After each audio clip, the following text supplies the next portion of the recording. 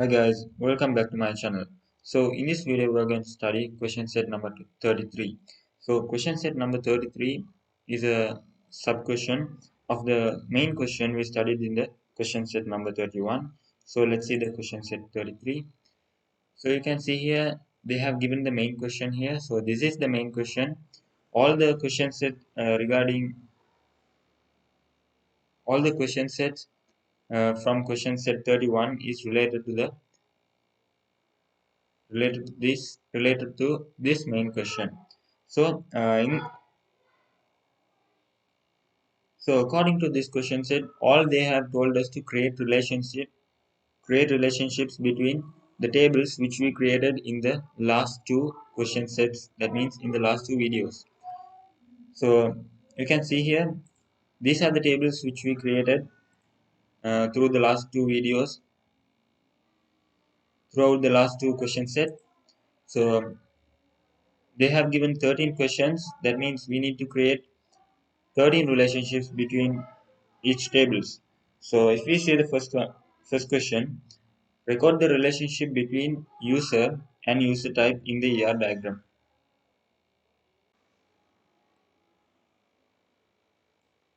So let's go to the ER diagram. So this is our ER diagram and you can see the tables which we created. So in the first question they have told us to create relationship between user table and the user type table. So if we look at the relationship in the view of user table, there can be many user types. That means,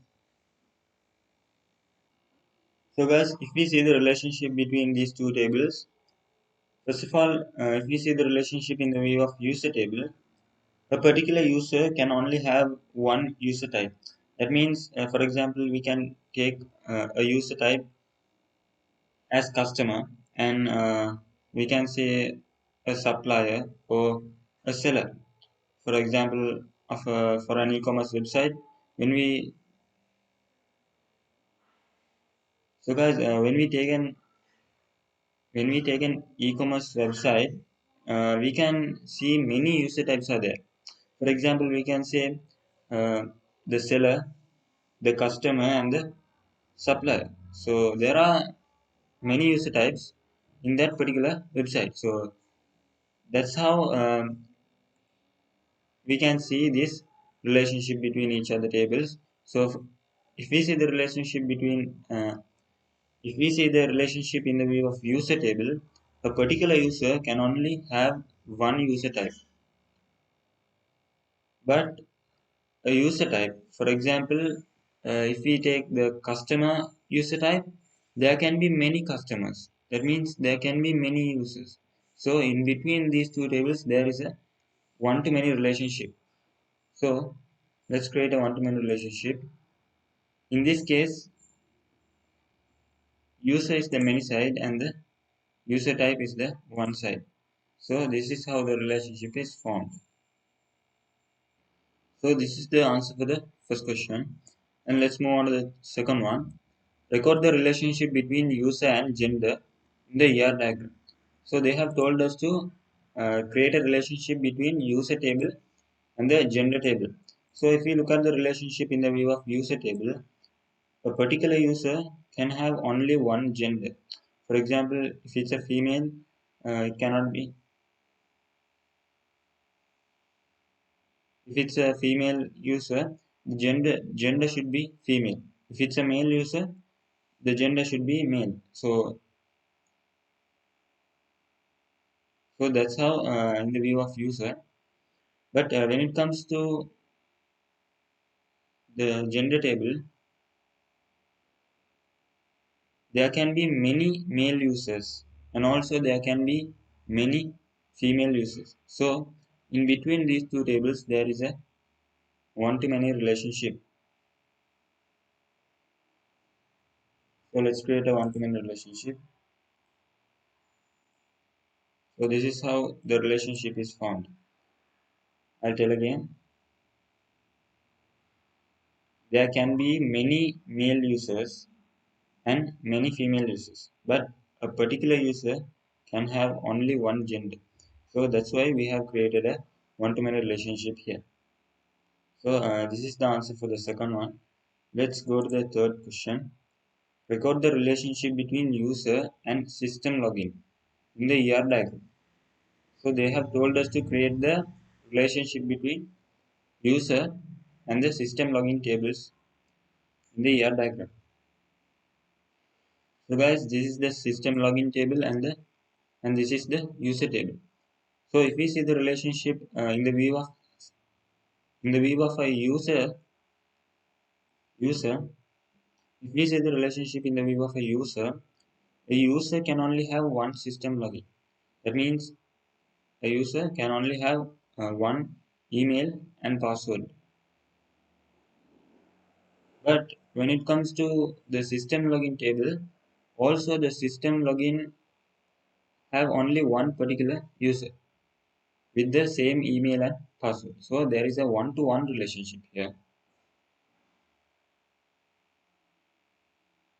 So this is how we create a one-to-one relationship. There is an option here to create a one-to-one relationship. You can create the relationship like this by clicking on the tables. So, so this is how we can create a one-to-one relationship. So let's see the fourth question. Record the relationship between user and address in the ER diagram. So they have told us to create a relationship between user table and the address table. So according to the fourth question, we need to see the user table and the address table. So you can see here the both tables. So if we see the relationship in the view of a user can only have one address. Okay. So when the user register into the website, he needs to give only he can give only one address. But we see the relationship in the view of address. There can be many users in the same address. For example, when we take a particular address. So for example, when we take a family, okay, they live in the same address, but they have different user they have different user accounts. So that's what I have that's what I told you. A particular user can only have one address, but one address can have many users. Okay, so there is a one-to-many relationship in this table, one-to-many relationship in between these two tables.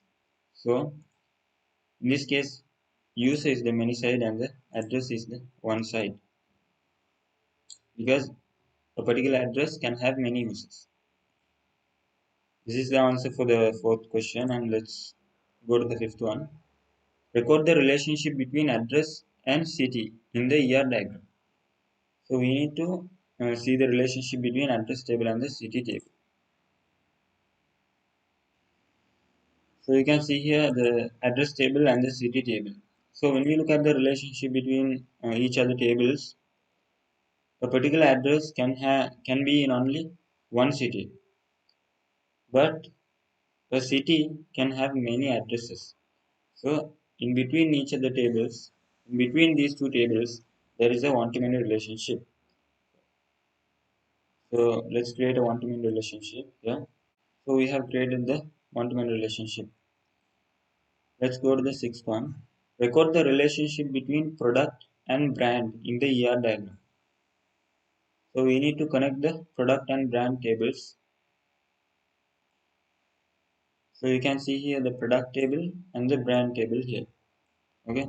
So if we see the relationship between each other, so if we see the relationship between these two tables, the product can have only one brand and a product can have only one brand, but a particular brand can have many products. Okay, so there is a one-to-many relationship between each other. So we have created the one-to-many relationship. So let's go to the seventh question.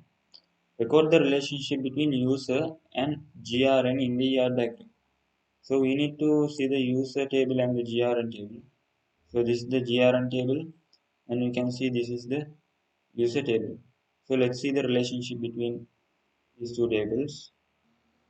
So guys, when we look at the relationship between these two tables, so first of all we need to know what is a GRN. GRN means, for example, we can say a shop owner buys some products from a supplier. So when after he buys the products, after he received the products, the supplier will send him a GRN. That means it's like a receipt. Okay, so that's what is called a GRN. So when we see the relationship in the view of a GRN, particular GRN can have only one user. Okay, a particular receipt can only be in the name to the particular GRN can only be given to the shop owner who bought the products. So a particular GRN can have only one user. But when we see the relationship in the view of user table, a particular user can have many GRNs because the shop owner can receive products whenever he wants. Whenever the shop owner can receive products from the supplier whenever he wants. So every time he buys or receive the product, he will get a GRN with the product. So that's what um, that's what we can see in the view of a user. So there is a one-to-many relationship between these two tables. So in this case, GRN is the many side and the user is the one side.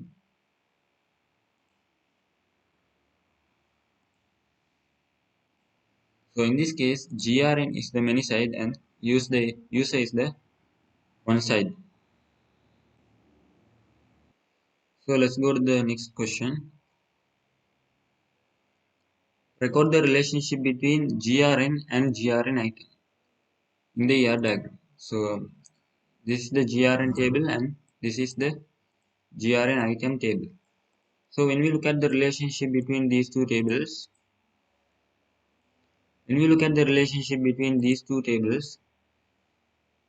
there can be many GRN items in a particular GRN.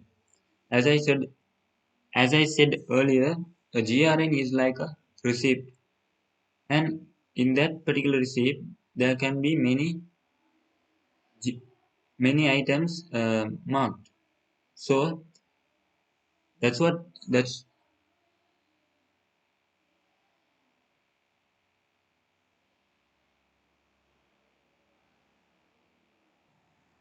if we see the relationship, a particular GRN can have many GRN items in the a particular GRN can have many GRN items, but a GRN item a particular GRN can a particular GRN can have many GRN items, but a particular GRN item can only be in one GRN. So this is what so there is a one-to-many relationship between these two tables. So you can see the relationship here we created. So let's go to the next question. Note the relationship between GRN item and product in the ER diagram. So we need to find out the relationship between product table and the GRN item table. So you can see here I have rearranged the tables. So if you see the relationship in between these two tables, so when we look at the relationship in the view of product table, a particular product can have many GRN items, but there can be only one product for a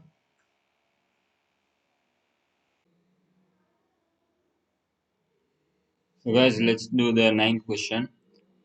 So they have told us to create a relationship between GRN item table and the product table. So if we see these two tables, so this is the product table and this is the GRN table, GRN item table. So if we see the relationship in the view of a product table, in the view of a product, there can be many GRN items for a particular product, but there can there can only there can only be one GRN item for a particular product. So there is a one-to-many relationship between these two tables. So let's create the one-to-many relationship. So this is how the relationship is formed.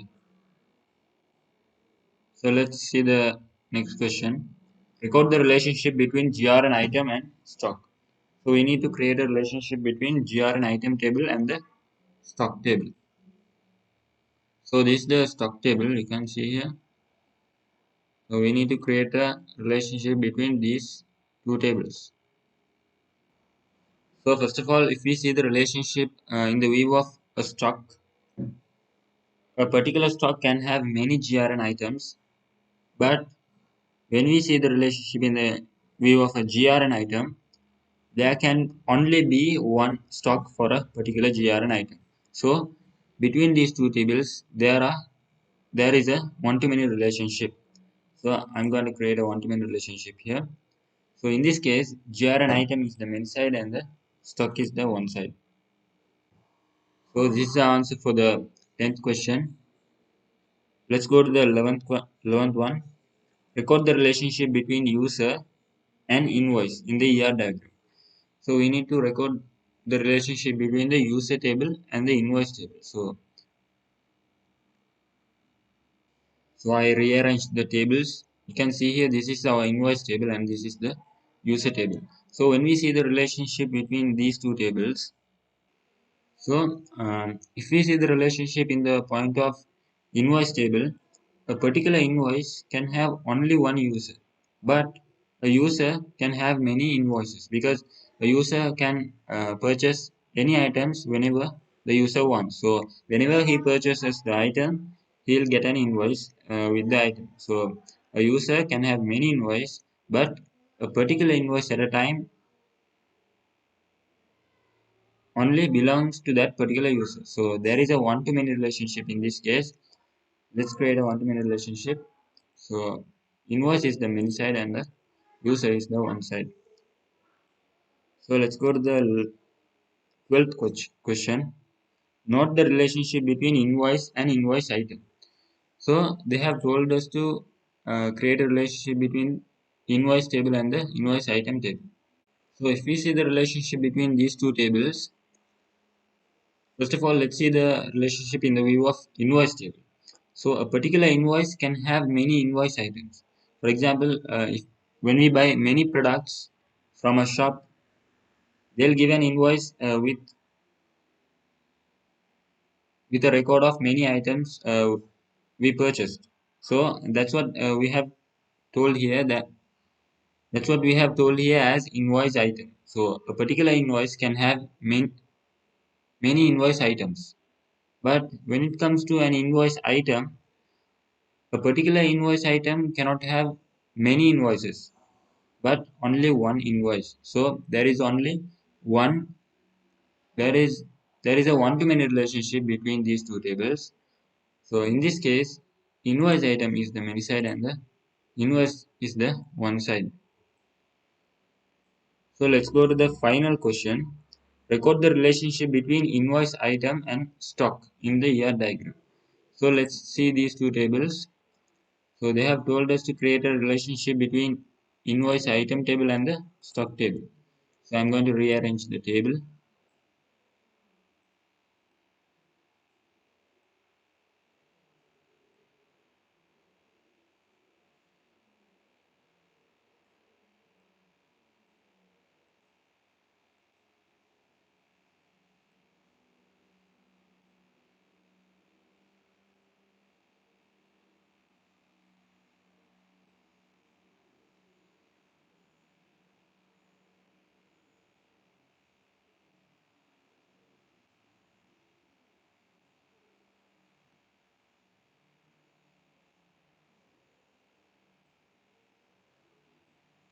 You can see here the invoice item table and the stock table here.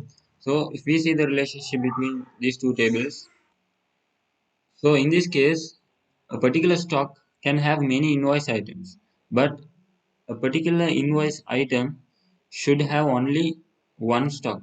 There cannot be many stocks for a invoice item. So in between these tables, there is a one-to-many relationship. So invoice item is the many side and stock is the one side. So this is how the relationship is formed. So so guys, we have finished all the questions and created the relationship created the relationship with the tables they gave us. So if we see the ER diagram again, you can see here we have created relationship between each of the tables according to the questions they have given. So this is up to question set 33, and let's meet in the next video with question set number 34.